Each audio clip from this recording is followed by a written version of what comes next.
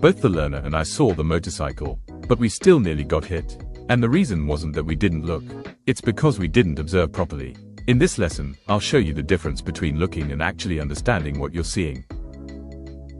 All right, so what happens is, what is the difference between looking and observing? I think what is the difference between glancing and holding your glance? That's really what we're talking about. And why do you have to hold your glance? Now, it's something that's completely overlooked by us, and I was guilty of this as well, where I just didn't understand what the difference was. And then one day I was working with a learner, and we came up to the end of the road, and both of us looked. We looked, and I felt the motorcycle that was coming towards us wasn't really moving very fast. And obviously the learner, with his lack of experience, also saw the motor, and the motorcycle was a long way away from us. And we started to move out onto the road. But then I looked back again, and I saw that that motorcycle was moving at one heck of a rate of knots. So I hit the emergency brake, and the guy, we nearly got hit by him. He managed, because we had stopped, he went past the front of us. And this came about, and it made me think, what is it? Because it wasn't that we hadn't seen him. Both of us had seen him, because I said, did you see the motorcycle? And the student said to me, yes, I saw the motorcycle. I said, well, what caused the problem? Why did we not actually know what was going on? Why was it a problem? So I started researching it. And what I want to talk to you, really make it very clear to you this evening. We have to learn to really put in an observation and a decision point after our vision, or hold our vision for a full decision. It's really important, and I'm hoping I can really demonstrate that to you this evening. So you should hold your glance on what you're looking at, and for a very short while, so that your brain gets time to superimpose images, so that the perspective of the image doesn't move and it remains something you can see. Okay, and the other thing too is, often people will come out of the test and the examiner will say, you didn't look at the junction. And what is the examiner meaning by you didn't look? The examiner means that you were doing just a tactical observation. In other words, you were glancing because you thought you were looking, and he didn't feel that you were actually looking. And that is what makes the difference between actually seeing and understanding what you're looking at. Very important. Okay, so looking versus observing. Well, I think if we call it observing, that means to be able to observe something takes a little bit more time than looking. So the physical action only, you are not observing, so it's not a cognitive decision process.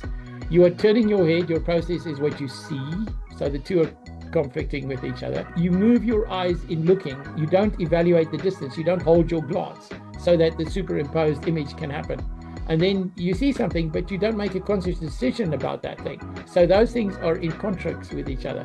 And there's no conscious processing. When you conscious process, you're actually going to be more in control, and you're not going to have a dangerous habit that can become unsafe as such. So you would then be more safe when you're actually holding your glance and thinking and observing what's going on. Now, your brain looks like a projector. You know how a projector works. A projector shows you an image, then it slightly moves the image and shows you the same image, some of it being stationary and some of it moving. So the background of the image is stationary, but the front of the image is moving from frame to frame. So now by the movies are these change in frames, and it moves. And it's the same thing, even videos. It's 60 frames per minute, or it's 70 frames per minute, or it's whatever number of frames. It's actually more than that, 60 frames per second. So it's frames, you're seeing different frames. But if the background is moving, the perspective of the background is also moving, then you can't superimpose the image. Now, I'm going to demonstrate that to you this evening, okay? So you've got to hold your glance. There's a critical difference between a glance and capturing the instant, okay?